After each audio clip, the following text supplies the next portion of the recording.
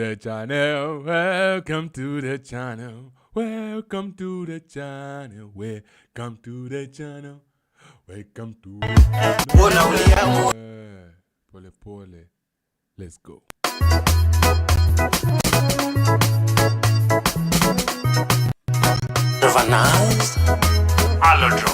Kuwasilisha habari kwa njia ya muziki ni kazi ngumu. Kuna wengine walinicheka sana, na wengine walinichukua kama kumbe maisha ya muziki ni kujikasa kimoyo. Usiposimama wima utaachana nayo, na hiyo ni talanta ambayo unipapa. Na majaribu ni mengi sana ndipo itwe msanii. Msishangae nikitwa Trevor Nice kadani ni mchezo. Nilitembea Kenya mzima na kuchapisha jina langu kwenye vioo. Ndio maana hivi leo mwatambua kama Trevor Nice. Wasanii tujikase na muziki, wasanii tujikase na muziki, tujikase na muziki, tujikase sana. Wasanii tujikase na muziki, wasanii tujikase na muziki, tujikase na muziki, tujikase sana.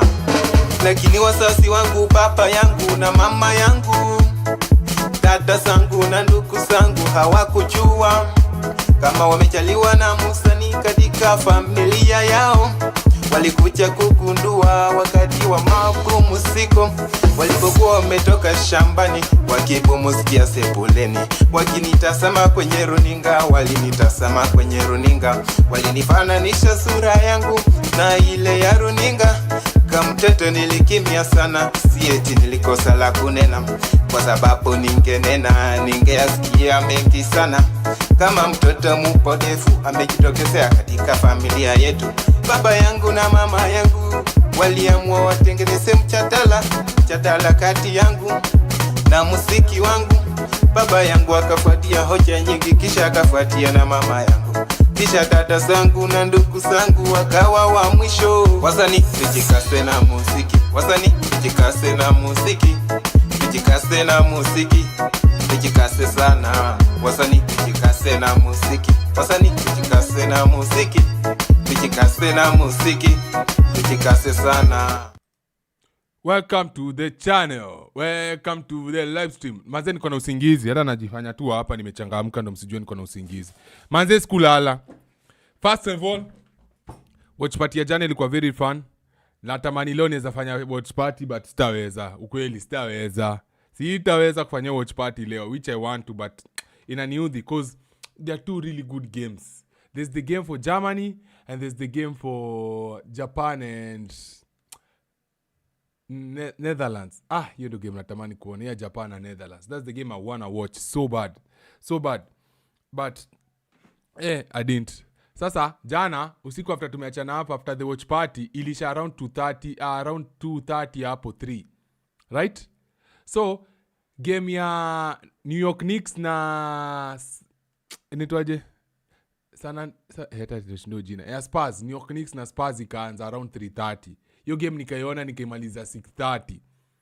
Sawa? Nimeenda kujekelea hivi tu nilale. Kiateka na gonga mlango. Ten. Mind you nimekuwa nikihepa mse for the last 2 weeks. Mse, rada gani? Kuna kesi.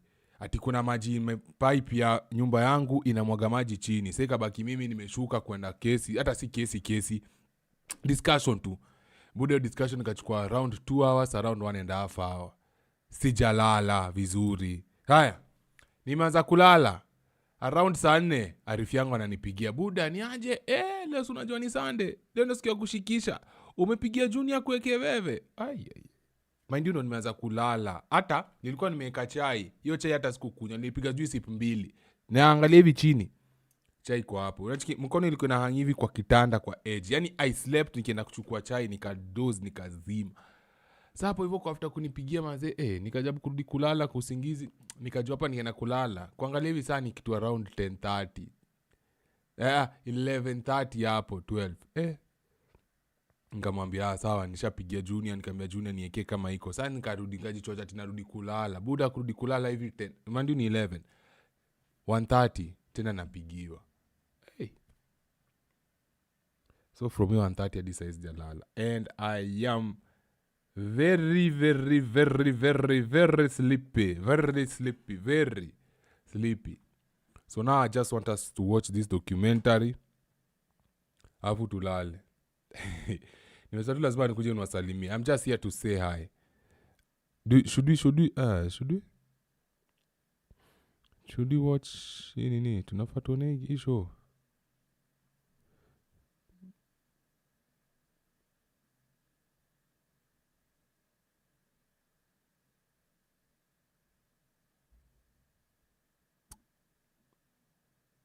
Uliona hii kitu? Kwanza tutarudi kwa hiyo show. Hata sitaki kuona story ya mada, sitaki kuweka mood mbaya na kesho ni Monday.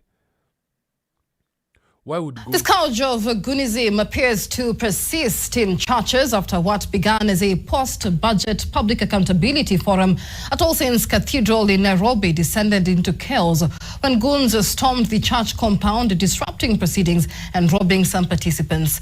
The meeting, convened by civil society organizations and members of the public to audit the 2025-2026 budget and interrogate the 2026-2027 spending plan presented by Treasury Cabinet Secretary John Badi, was briefly halted as police fired into the air to disperse the intruders. Church leaders, human rights groups and other stakeholders present have condemned the incident, describing it as an attack on civic space, public participation and constitutional freedoms. NTV's Victor Ngaruya has that story.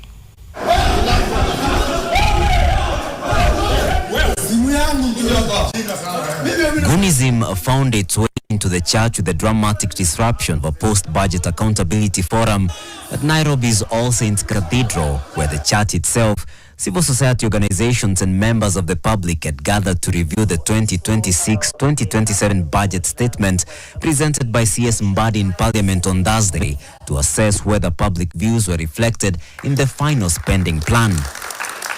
The question is, ngoja kwanza maliza. CCTV footage obtained by NTV captures the moments leading to the invasion. The footage shows groups of young men, many arriving on motorcycles, idling outside the cathedral compound before making their move. Earlier, some had entered the premises before leaving in the company of police officers. But at exactly 10 or 8 a.m., the footage shows dozens of youth, all male, returning and bypassing the main access point by ducking beneath the boom barrier and overwhelming security personnel stationed at the entrance. Their movement appeared coordinated. Rather than dispersing within the compound, they headed directly towards the conference facility where the budget discussions were underway. By 10 a.m., the group had reached the staircase leading to the meeting venue. Along the way, several people were attacked and robbed, with mobile phones among the items stolen. Moments later, police officers moved in to contain the situation. After attempts to push the group back failed, officers fired shots into the air, forcing the intruders to flee the church compound. One suspect was arrested, while no injuries were reported.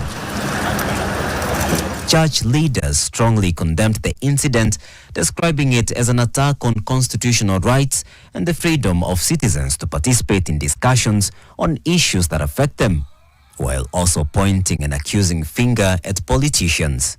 We condemn this in the strongest terms possible. Once the investigators establish those links and lead politicians who sent them, we will be making their names known very soon for the public to shame them. Other stakeholders attending the forum to analyze the 2026-2027 budget statement also condemned the invasion, calling on authorities to take firm action against those responsible. The attack here, especially in the church, demonstrates an infringement, a risk. Imagine, kwa watu wanaezengia church. Sinaonyesha hata Mungu hayuko Kenya sahi. Mungu amehepa Kenya, Mungu ametoka Kenya, Mungu ameondokea Kenya. Mungu hataki Kenya hata kidogo.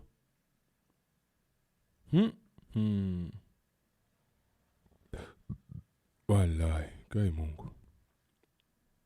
Singizi niko na hata mimi sielewi.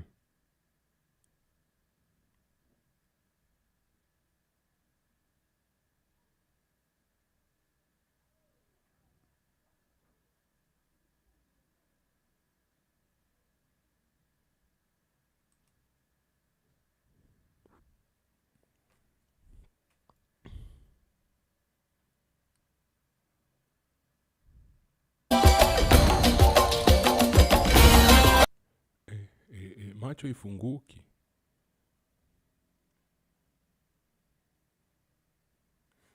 Venye asi wanakaa hizi enda hiyo church. Mtu anaendaga church unaona hata venye anakaa. Mtu anaenda church, you can just look at them na ukajua huyu ni mtu wa church. Wale si watu wapo hivyo. Wale si wapo hivyo. Wale ni goons. Na nikushua hajatoka mtaa mbali sana. Wanatoa watu hizo mtaa karibu na taa hapo hivyo. Hao ukiona hivyo jua tu watu wametoka hizo mtaa karibu na taa. Kwagi ati watu wametoka mtaa za mbali, sijui mtu ametolewa Kayole, sijui Umoja. Hizo tu around hapo tu. Hiyo ile karibu na taa hapo hivyo. Kama kuna mtaa yote hapo kina Dagoretti hapo nini. Yeah. Hii ni low IQ. Na mind you hata hakuna pesa ya maana amepatiwa hapo that unaweza sema watu wamebenefit. Ati yeye nyato watu wamelipwa pesa, watu wametengeneza hakuna. Peanuts.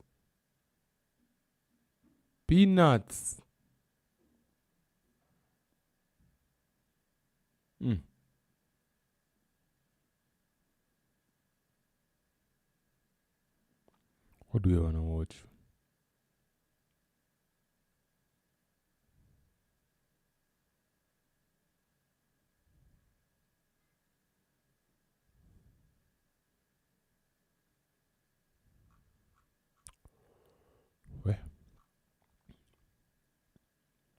Honestly, I just came to say hi to you guys. I just wanted to tell you Mrs. Stream leo. Hiyo ndio kitu imenileta hapa. Unasikia hata akili inaitwa brain fog. You associate with violence. It is called quiet and built on work. It is where Pius Machogu and Jerusha Kwamboka lived. Elderly, faithful, and known for opening their home to others. After all, they were employers. They were churchgoers. They were people who believed that offering work was also offering dignity. Then in one weekend, they disappeared. Their phones went unanswered. Their animals wandered unattended. And the people they trusted most became the center of a murder investigation. Tonight on Murder Tips, we examine how a domestic dispute inside a farm compound turned deadly, and how trust in a place where lives overlap became a fatal vulnerability. This is not a story about strangers breaking into the homes of Kwamboka and Machogu. It is a story about who was already inside. I'm Brian Obuya, and this is not just any other murder story on a TV near you. This is Murder Tips, where the truth is buried in the evidence. The Wellpit murders. And so, it begins.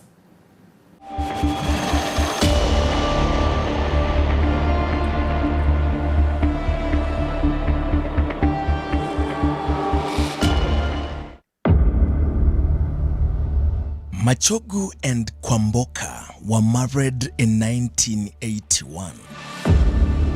And for 44 years, they walked through life side by side, quietly, steadily, and building something that was never meant to make newspaper and TV headlines. Pius Machogu, born in 1953, grew up in classrooms where discipline and ambition had shaped his early years. From Matibo Primary School to Amagaso Secondary School, his path carried him forward to college and eventually to the Insurance College in Karen.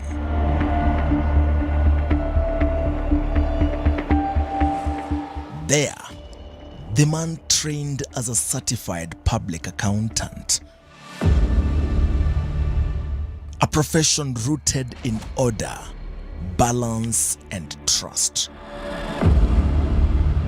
And for many years, he worked as the chief accountant at Posta Sacco, a man behind the scenes, keeping systems running until the year 2002, when the government downsizing marked the end of formal employment and the beginning of a quieter chapter in business. Machogu had opted for early retirement after the state announced the doing away with over 25,000 employees across its parastatals. Nakula waru imekarangwa na chai.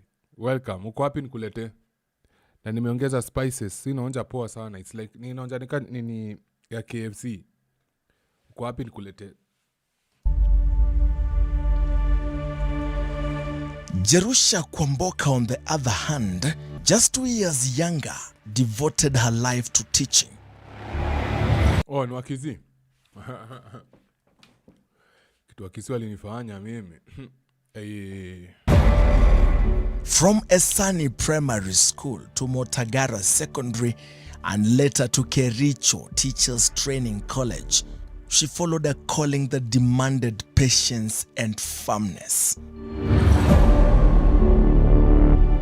Those who knew her remember a strict disciplinarian, a teacher who believed structure was an act of care. She served under government employment for years, shaping generations of students before retiring from the classroom. Retirement led the duo to the land in Elbagon. They bought a farm in Tarragonic village in Elbagon. Elbagon kwa wapi? Elbagon ni jina nimesikia. It was cold and fertile ground where mornings arrive wrapped in mist and evenings settle glaringly early. The land was quiet, broken only by wind moving through crops and the distant sounds of neighbors working their own fields. And here, they planted. I wanted to say, this guy would make hell of a money. Like, this guy would make bank. Oh, this guy would make, if he was to branch out and go do this stuff by himself, Msana is one of the best performing YouTube channels ever. But because of lack of resources, he just has to work for NTV. But angekuwa tuna channel yake anafanya hizi vitu. Mtu angekuwa anaingiza pesa kwa mwezi kama motherfucker. Kept animals and opened their home. It was a place chosen for rest, for faith, for watching grandchildren grow. They had raised 4 children and were proud grandparents to 7.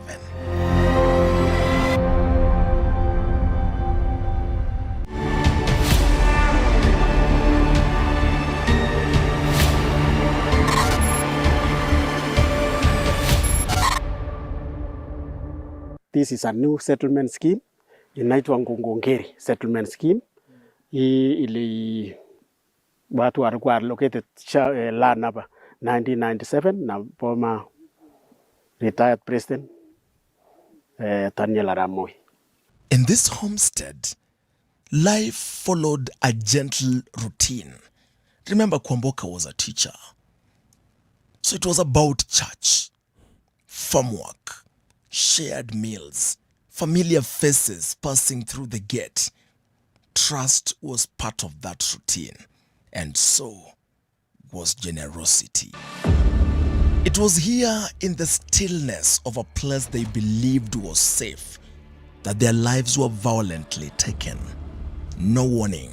There was no farewell. It was just a sudden, irreversible silence that settled over the land they had worked, loved, and called home. And even long after their deaths, that silence would linger in the cold air, in the empty rooms, and in a village struggling to understand how a life built over decades could end in a single moment of brutality. But you might want to know why these 2 accomplished professionals from Gusiland settled in Nakuru County. So here we go. Now, Molo sits quietly between busy roads, between forests and farms. It's a highland town stretched thin by cold air and long distances.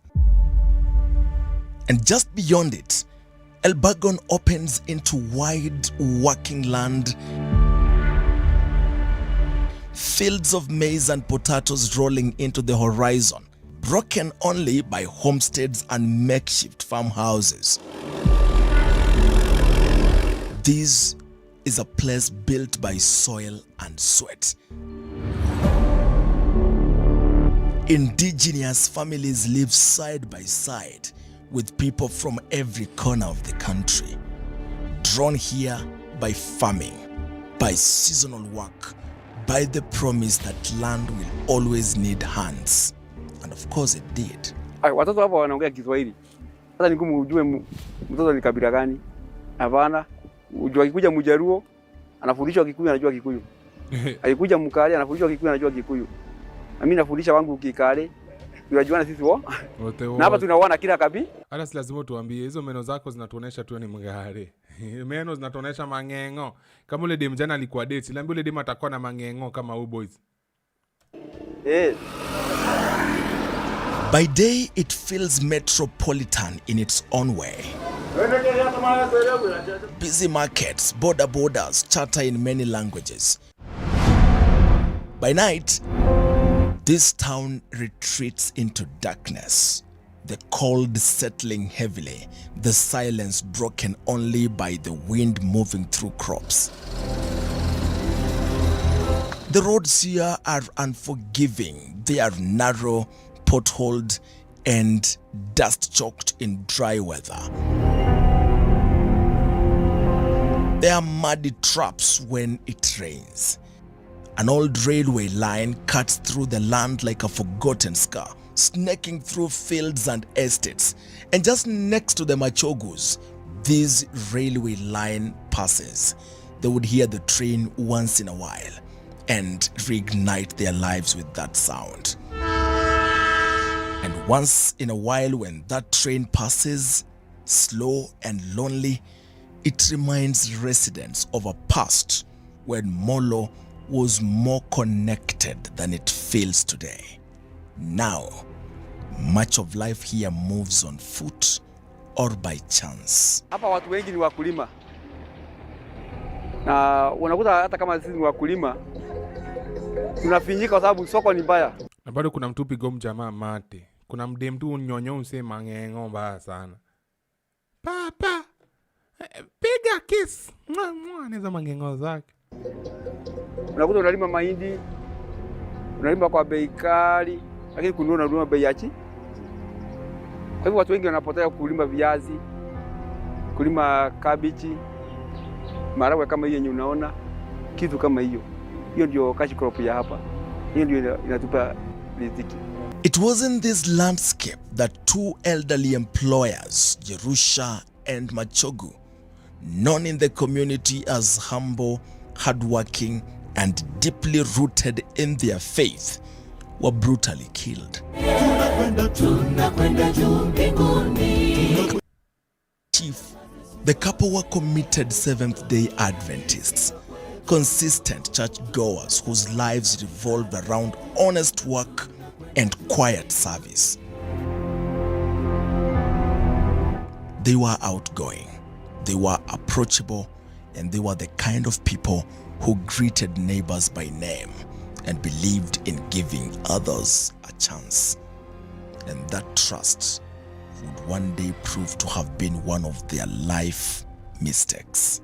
Alisaidia mandugu zake, majirani, hata distant relatives. Alisaidia kabisa. Akiwa Nairobi, alikuwa accountant posta. Nairobi Telecom. Yeah. Alisaidia sana. Alikuwa mtu wa kumsaidia. Alikuwa na mtu wa roho safi kabisa. Yeah. Imagine hata siku hiyo alilipa hata huyu Mkora, akalipa yule maid Mkora. Siku hiyo alihesabu pesa yake na akawalipa mshahara. Yeah. Alikuwa very social person. Hata mimi nikikutana ananiita chief, area iko namna gani, nikitoka town. You know, he was living at just the town, Elbagon. So angesimama anisalamia kama chief wake. Yeah, he was a very social person. Alikuwa ni mzee wa kanisa sana. na anapenda watu. Hata ukiona vile watu wamekuja kutoka area, anapenda watu. Hii kanisa iko hapa next, hao ndio walianzisha kujenga from scratch na wakamaliza even before ahamie huku. So impact, watu walikuwa najua huyu ni mzee wa kanisa. Their killer, a farmhand they had taken in, turned on them following a dispute. Ni muaji. Oh my, oh my, oh my. The eyes never lie, Chico. The eyes never lie. Mama, the eyes never lie. Lord have mercy. Involving the house help. A disagreement that escalated into violence that no one saw coming. The chief, who is a former prison warden, speaks with the wary clarity of a man who has seen crime from both sides of the bars. He tells us that Molo has over time become a refuge of sorts, a place where fugitives blend into the farming economy, working as laborers with little or no documentation. Their pasts unasked and unverified. And in a region where work is plentiful and records are few, then anonymity is easy. Very, very easy. With the colonial mind of being sure about what you say, the chief showed up for this interview with his diary, reading notes from the date the tragedy struck. Walikuwa wameuliwa na kutumbukizwa ndani ya maji, shimo la maji. We? So nilienda nikapata watu wa TCI walikuwa wamechukua Mr. Pius Machogu. Walianzia yeye, walikuwa wameuliwa na mfanyikazi. It is difficult, almost unbearable to imagine how these events unfolded. How someone could move between violence and normalcy without pause. We have seen it before, you know.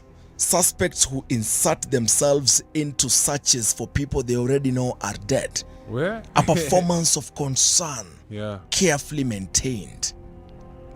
In this case, Sisa Juma Wanyama, the farmhand, did exactly that. After the killings, he accompanied family members to the police station.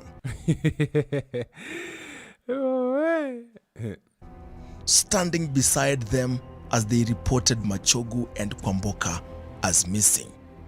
He was fully aware at that time that their bodies were already hidden, not by anyone else, but himself. It's so unfortunate that good people wanakuwa slaughtered kama kuku. Bana. But are they good people really? Unajua wafanyikazi ndo wanawajuanga.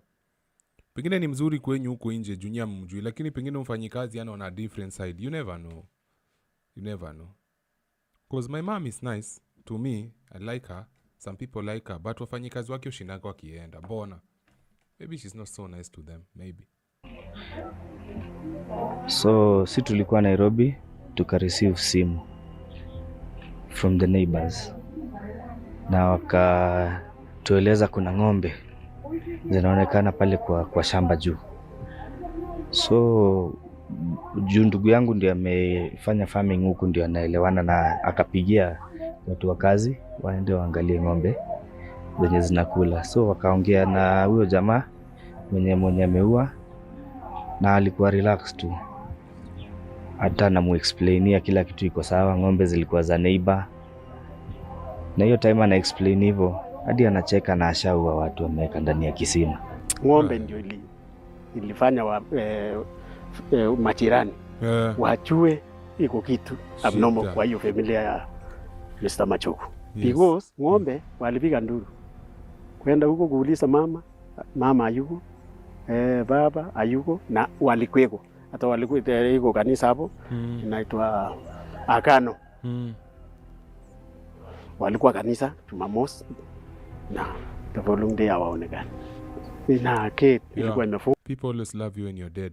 After there's this thing where respect the dead. Ng'ombe walitokezea mlango ya nyuma. Kate ilikuwa close. ilibidi majirani waruke juu ya fence. Yeah. Tulipata habari kutoka kwa mtu anaitwa Zakari Nyamwea. Zakari Nyamwea ni niece ya marehemu wawili Jerusa Machogu na Pius Machogu. Anatuambia tarehe 14 alijaribu kupigia mama yake Jerusa Machogu, of which hakushika simu, akapiga akarudia kupiga, simu haikushikwa. So akatoka Molo akaenda kwa boma yao huko mahali inaitwa Michinda. So kufika huko hakuwapata. So vile aliuliza mfanyikazi mwenye naitwa Sisa Juma Wanyama, na Sisa Juma akamwambia walitoka na ajui walienda wapi. So yeye akachukua Sisa Juma wakuje wa report kwa station. So wale report huko Elbagon, OCS akawasikiza, akachukua Sisa Juma akainterrogate. It was a calculated act of deception, one that would later unravel, but not before deepening the cruelty of what had already been done. You guys unajua mimi kitu moja na mimi, macho yangu inaonaga kitu macho inataka kuona. Deception. One that would later unravel, but not before deepening the cruelty of what had already been done. Akafika ugali, alipatikana tu anakaa ana shida. Wanasema wameenda safari, lakini kuonekana, imagine hakuna mlango haichafunguliwa, wako na permanent gate haichafunguliwa. Ameenda na amepika ugali. Anaendelea tu. Ama alikuwa anaendelea kupiga? Alikuwa anaendelea kupiga. So kuonekana huyo ni mtu mwingine mbaya, atatenda hiyo peke yake. In Molo and Elbagon, life goes on amid beauty and hardship. Molo unajulia wapi? Akiswadanganyi. Kuna kitu unanitoka. Hii jina Elbagon. Kuna donda tunafanyanga naye kazi anaitwanga Elbagon. Na sana mutanga LB. Molo iko pande ya Nakuru. Juu nashuku kuna either kuna gari zinaendanga Molo ama there's something to do with Molo. Sorry. Faith and fear. And sometimes behind the promise of honest labor, then violence quietly takes root. These are those people who are jealous of you. Umemwandika kazi lakini anapingana, anabishana na wewe. Anatamani ile maisha wewe unaishi. Unanipata? And these are the day the bodies anakuanga mafalale meja huko hivyo Makamiti, kwa Diaga. Sijui hata Kakamega zinaitwaje hizo prisons. Mafala kama mtu anataka kukumaliza ndio achukue life yako. Hebu ona vile msalijenga hapo. Unadhani kujenga ukuta kama hii perimeter wall Elbagon? Wewe ni big man. Wewe ni big fish. Wewe si mtu hivi. Were retrieved. Elbagon stood still. Word had traveled faster in the village. By mid-morning, villagers lined the fence that enclosed the Machogu compound. Men, women, and children, drawn not by curiosity, but by disbelief. Yo, manze comment section imewaka. Shukran KE anasema tushai kuona Shamba Boy aliua mfanyakazi wa shosh kule Ocha ile time ya corona. Alimkatakata na kisu akaseparate kichwa na limbs. Ilikuwa big story hadi Citizen walikava man. So ni kitu ishawai hit home. I totally relate how scary and crazy some cases are. Uzuri alishikwa akitry kuhepa masaids za Taveta. RIP Aunt Mary. Manze RIP kwenyu man. Poleni sana Shukran KE. Poleni sana. Man. I just pray. Unajua hata mimi madhangu anashindanga employ hawa wafanyikazi, but nashindanga tu nimemuombea tu vijana wasikuje siku moja jabu kumgeuzia. Wasijabu kuwe maze. Naombaga tu hivyo sana. Hiyo inakuanga tu maombi yangu tu. Kwa hata juzi mother alikuwa msiki, lakini sasa unapata kwa usiki peke yake ocha. Alikuwa ananiambia mimi nilikuwa natamani niende, but ni zile za nikienda, unajua nikienda ni hivyo, vitu zangu hazita move. Vitu zitasimama hapa. Na nikienda huko sitaweza kufanya kitu. Yaani it's like mimi tu niko useless kiasi. Yes, nitakuwa useful ile naweza mpikia, naweza mchotea maji, nini. But in reality in a bigger scale, in a larger scale, siwezi msaidia vile ningetaka kumsaidia. Unajua kuna kitu aibu kama mzazi wako atanaweza kutafuta kuambia yeye kijana wangu mazee niko mbaya, nitumia nini ati unasikia tia una yodo. Mazee nasikia niko mbaya, mazee hata hebu nitumia hata nibai dawa ati mimi sina madhe. Leo sijatengeneza. Hiyo kitu ni udhi sana. Not saying that they are my responsibility, but you still have to come through for your family. You still have to come through for the people you care about, the people you love. So ukijipatia in a position you can't do that. Sisi wadanganya saa zingine na feeling nika failure in a way to a certain extent. Na feeling nika nimefail wazazi wangu because they did the best they could to raise me. But saa zingine tunapatanga life ikuende venye unataka ikuende. Vitu zako hazingiani hivyo unataka zingiane. Na that is very frustrating. Sasa mimi my biggest prayer inakuanga tu mtu yote asishike ugonjwa kwetu cause kuna venye ugonjwa kishika tu tunajua tu wewe ni kuprintisha tu vitabu na tukuambia ufungue Google Photos yako tuchague your best pictures cause hapa tu unaenda mtu wangu hapo unaenda aza kupiga mapicha na mabesti zako zenye tutashare. Unataka tuseme peane story gani, tupatie ile story ungetaka tushare juu hapa. So I'm always blessed cause atujaipata na hizo swara mingi personally, atujaipata ile ugonjwa serious ile like it's deadly, yani na life threatening nzi. Na God tu ametulinda hapo hivyo, naende na nishukuru. But I wanna say my mom is okay sahi, vitu zinamwendea vizuri and akupoa sawa.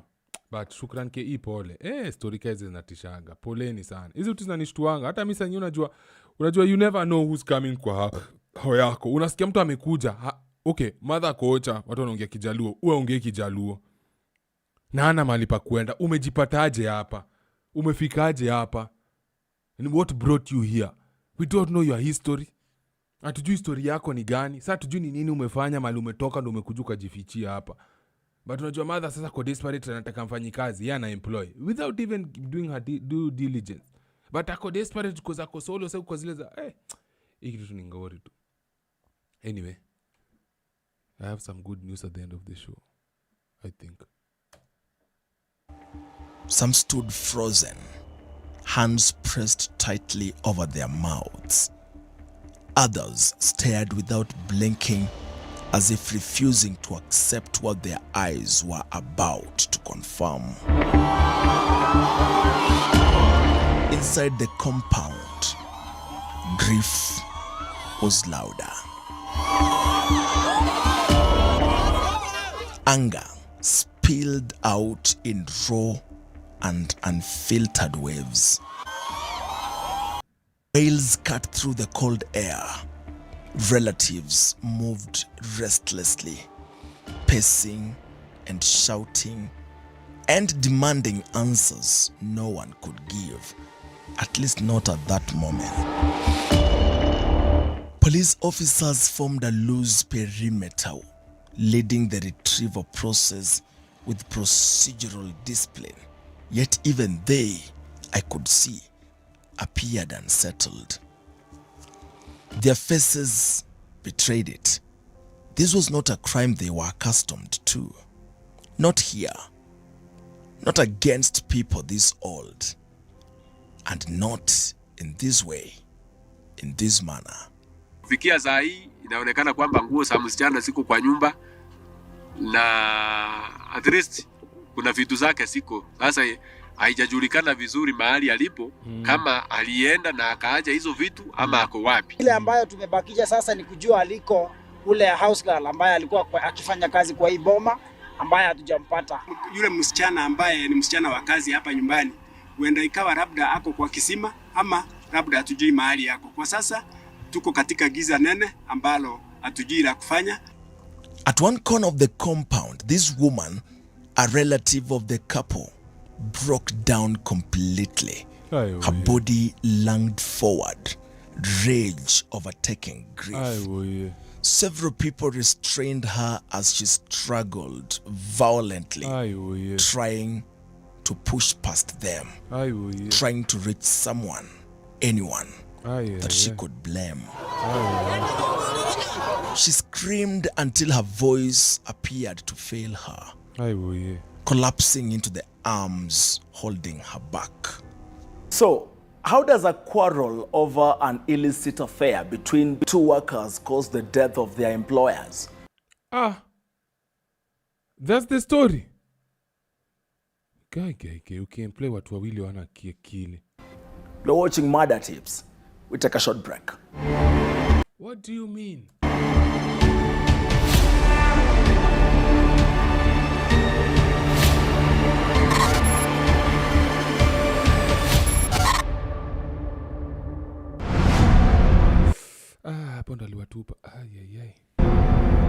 At the center of it all was the well. Water was slowly being drained bucket by bucket, hour after hour. Each minute stretched unbearably long. Silence would fall, then be shattered by fresh cries from the crowd.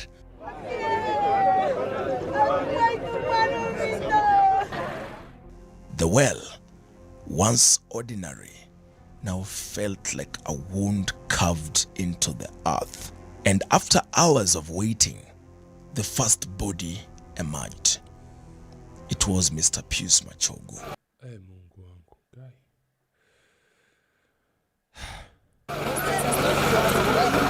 Police officers lifted Machogu carefully, reverently laying his body onto a ladder. A pink blanket was drawn over him, thin, inadequate against the enormity of the moment. As he was carried toward a police Land Cruiser, the crowd erupted. Anger surged. Wailing became uncontrollable. Some were shouting, others were falling to their knees. The grief was no longer private. It belonged to the entire village down in Tarragonic. Inside the house, family members walked through familiar rooms now stripped of life. They stood behind the metal grills, silent, staring, absorbing the reality that this home, once open and warm, had become a crime scene. They may not have been in tears at that time, but they had no words. They were just in shock. Above it all hung a sorrowful stillness.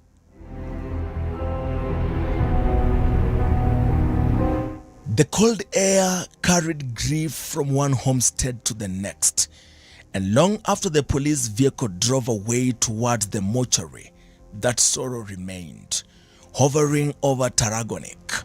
Heavy, unanswered and impossible questions emerged. They were also impossible to ignore. And as the hours passed and investigators began piecing together what had been happening within the compound, na msa alikuwa na keja poa. Msa alikuwa na nyumba poa sana. Afu ni spacious. A troubling picture started to emerge. A troubling picture. Real estate yote bro. Check your real estate yote. Gate iko mahali hapa hivi amwezi ona juu nini imezuia. Lakini mtu ako na establishment kubwa, hebu ona yote ni yake. Wow, this guy was paid. Started to emerge. It was alleged that the farmhand had fostered relationship on the house help. A dynamic marked not by consent, but by intimidation and control. Inasemekana kwamba mfanyikazi na huyu msichana walikuwa na nia ya kuoana. Kwa hivyo ni kama walikuwa wamelala pamoja, lakini walipoamka asubuhi hawakuwa huyu wako wapi. Huyo kijana alikuwa na mama alikuwa ameandika msichana wa kazi before, ndio sasa kijana akakuja leta, na kulingana na vile mama alisema walikuwa kwa relationship, na ni kama huyo kijana alipatia msichana mimba. Alafu msichana alikuwa ni kama anataka kutoa hiyo mimba. And the guy did not want hiyo pregnancy itolewe. So akaanza kuwa threaten na panga akisema akitoa hiyo mimba tamuua. So all of a sudden mama wakiongea na sister yetu akaambia sister yetu msichana amepotea mysteriously. The house help amepotea tu mysteriously. That was on Saturday. Na huyo kijana aliamka asubuhi akakamua. Baada ya kukamua ndiye akakuja kuletea wazazi ripoti that msichana haonekani. It was said that the house help was pregnant and faced with fear, uncertainty and pressure, she was contemplating terminating the pregnancy. That possibility became a breaking point. Alikuwa ansie huyu msichana. Alikuwa amepanga ansie huyu maid. Aliambia, alimueleza usipokubali nikuoe nitakuwa. Yes. Sasa huyu akajaribu namna. Nasikia alieba tu alipoenda kukamua ng'ombe. Huyu alipata nafasi ya kutoroka. Hapo ni karibu na town. Alikata shortcut akapanda gari akaenda mpaka Nairobi. Aliwacha kila kitu. Alirudi baadaye alienda Nairobi mahali huyu mzee alikuwa amemtoa. Akarudi baadaye akaeleza kabisa hakuhusika na chochote. Hata alieleza data ya msichana ya hawa akina Machogu. Huyu mtu sio mzuri. Aliwaambia. Because hata yeye alikuwa ametishiwa. Threats that escalated an already volatile situation and exposed the dangerous power imbalance that had been festering behind closed doors. What had appeared from the outside to be an ordinary working arrangement was now revealing itself as something far more disturbing. So mzee alitoka Nairobi, akakuja siku hiyo. I think it was on Friday. Akakuja ako na kampuni, nasikia ako na kampuni ya chai ya chumvi. Anatengeneza chumvi. Akahesabu pesa yake mbele ya hawa. Akawalipa. Sasa si vile msichana alienda wakaenda kanisa. Hata akapewa sadaka akaenda katoka kanisani. But later on vile walirudi huko ni kama alipiga wazazi ambush. Akaanza na mzee akampiga shoka ya kichwa. In the process ya kumalizia mzee mama akakuja akaona unajua uwezi ona tu mtu wako akipigwa. So ile njia kuja kustruggle pia akapiga mama. So yule alianziwa kuuliwa ni Mr. Machogu. Aliua, akabeba, akatumbukiza kwa shimo. Shimo ni karibu 80 meters. 80? So alafu baadaye aliua, hata unasikia hakuwa mama. Alishika yeye, akapeleka kwa nyumba, akajaribu kuchukua ATM cards. Akaambia leta pin. Akachukua pin numbers yote. So pesa, nasikia aliitisha pesa. From shamba boy to gangster. Real quick. Na I understand TCI officers walirikaba hiyo vitu vyote na alijaribu kutoa pesa wa one of the ATM. Yingine akujua mama aliandikia ATM numbers. Lakini alijaribu kutoa moja which was I think it was recovered by TCI officers. So it's so unfortunate. Our parents are no more. We just need justice. And I quite can't really understand. What did this covert illicit affair have to do with the Machogu and his wife? And even then, how does someone cross that line? How does a disagreement turn into a decision to kill? Not once, but twice. Against people who offered work. Against people who offered shelter. Against people who offered trust.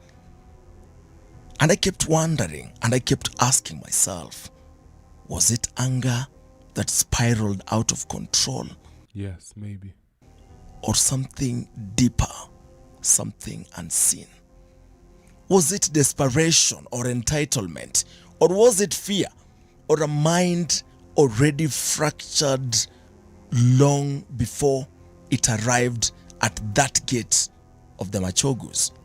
Yeah, the guy was damaged. Hata before kuja hapa. The guy was damaged kabisa. Damaged. The guy was... bad news. Alikuwa na loose screws kwa kichwa hata before afike hapa. This is why the moment ule mdema alimkataa, alimthreaten atamua. Kwa sababu maybe this a guy, his whole life, he's never had anything. Never. Hajaipata love, hajaipata kitu yote. So the moment mdema alimpea attention kidogo, akakubalia mnyonye kinembe na mnyonye matiti na hadi amwage ndani, alidhani ameangukia. Finally, for the first time in his life ameangukia kitu. Haya, the moment mdosi wake akamcall out akimwambia wewe ukiendelea kutisha msichana nitakufukuza kazi. Pengine mtu hajaikuwa na kazi but amekuwa kijaribu. Akaona pia unataka kuniharibia kazi, ndakuua. That's just entitlement. Huyu ni mtu damaged. Amekuwa damaged from the start. Those answers now sit inside a suspect's head and perhaps nowhere else.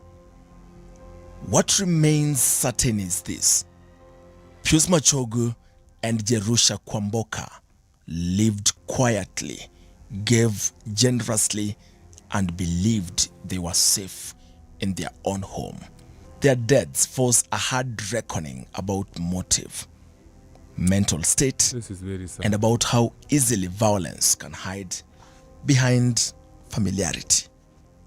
I wonder, who was the first guy who came up with the concept of a coffin and a funeral? Nani alikama up na hiyo idea? Naweza taka kujua nani aliona hiyo idea. Because niko sure ni mtu tu mahali huyo mtu ni psychopath. That's the name, psychopath. Who came up? In the aftermath of the killings, the area chief says this case has forced a hard reassessment of trust within the community. Crimes committed by visitors disguised as workers, he notes, have become an emerging concern, one that can no longer be ignored. And as a result, he now demands full personal details of all employees working within his jurisdiction. Yeah. Hapa imekuwa mavichoni kwa walivu. Kwa walivu karibu wengi sana. Sisi kama chiefs tuko na shida sana. Lakini hiyo ni poa chief. Mtu akikuja na good conduct na ID. Na hata na letter of recommendation, but before fike hapa alifika aje, itabidi bro. Ataka ni shamba boy, mtu anataka kuchunga ng'ombe, tusiandike tu mtu yote kazi. Joju umeandika nani kazi? Tumejaribu sana kama chiefs. Tumekuwa tukimonitor wafanyikazi sana. They are very dangerous. Yeye sio mtu wa kwanza kufanya mambo kama hayo. Na tuko na bomat. Tumejaribu, nimechora. Nimeandika S number, name, ID number ya yule ameachiriwa na namba ya chief mahali alitoka. Hiyo imenisaidia sana. Tunapatia watu wa nyumba 10 hiyo maforms. Ikichaa karibu 10 tunaenda tunawaita, tunaochi, tunapigia yule chief. Recently nimepata moja alikuwa ame commit murder at Kisii. Aliongea na chief. Of course, Wakisii wanauaga watu. Wakisii wanakuanga uaji mbaya sana. Alikuwa ameua mtoto yake. So TCI sijui familia waliongea na TCI walikuwa wakuja, lakini nimepugusa. Na sio huyo peke yake. Mtu akisikia nimeitisha hiyo particulars huwa wanatoroka. It is a shift born not out of suspicion alone, but necessity. An attempt to close gaps that allowed anonymity to thrive, and to ensure that those who come to work in Molo and Elbagon are no longer invisible to the system meant to protect both employers and workers alike. In Elbagon, meanwhile, the land still bears the footprints of the Machogus, but the questions the couple's murders leave behind may never fully be answered. Pius Machogu and Jerusha Kwamboka did not die because they were careless. They died because they trusted, just like many of their neighbors. In Elbagon, you see, labor is abundant, records are thin, and strangers quickly become part of the household. Most times, nothing happens. Sometimes, something irreversible does happen. For now, the law will take its course, but the questions remain about accountability, about protection, and about how easily violence can hide behind everyday work. Life must move on, and that is why the rain keeps falling in Elbagon. The railway still passes next to the couple's home, almost unnoticed. But their house, a home once opened in good faith, is now standing as a reminder of what was lost. This has been Murder Tips. Thanks for watching. Good evening. That's a good show. That's a good show.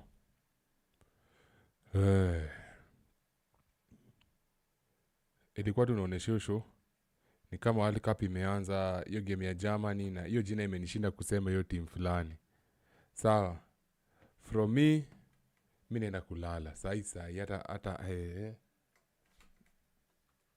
me, I'm going to bed immediately. From me to you guys, it's a great good night. Tupataneni kesho. Nawapenda sana. Nashukuruni sana kila mtu amecome through kwa hii live stream. It's not to be taken for granted. Sawa. Never assume I take it for granted. And nimesort vitu na landlord wangu. Kuna vitu tumechapiana. Alafu kuna mtu tumesikizana naye, kuna shughuli amenipea. Yaani kuna form, kuna income fulani amenidunga. Yenye itanisaidia at least kushikilia vitu hapa hivi, you know. So hiyo baada inaita kuwa vile kubwa venye ilikuwa before. Right? So things are looking up. Things are looking great. Things are looking really, really, really, really good. And I am happy and I'm excited. For now, mnasema nete msanii. It's a good night. Sisi toka hapa kazi wasomea word. Mpende msipende, lazima mtakula ineno. Whether you like it or not. And the word inatoka from Proverbs chapter 10 verse 12. Inasema, hatred stirs up conflict. Hatred stirs up conflict. But love covers all wrongs. But love covers all wrong. Okay? Hatred stirs up conflict, but love covers all wrongs. Sawa? And uko hivyo nje. Spread love, not hatred. Si unaona hatred ndio inafanya goons wanaenda kwa church, a place which was known to be holy. Hatred inapeleka goons church ku harass watu wako pale hivyo wanaomba. Hiyo ni hatred. Don't be tell, una get. Na kwa akili yao hizi wana wanafanya kitu mbaya. Kwa akili yao wanaona tu wako normal. Tu David kunaendaga. Because they don't know. They are filled with hatred. Sawa? Love covers all wrongs. Okay? Wisdom is found on the lips of the discerning, but a rod is for the back of one who has no sense. Whips. Wisdom is found on the lips of the discerning, but a rod is for the back of one who has no sense. Sasa mtu ana sense, pige whips. Mtu make sense, pige whips. Big bad dog out.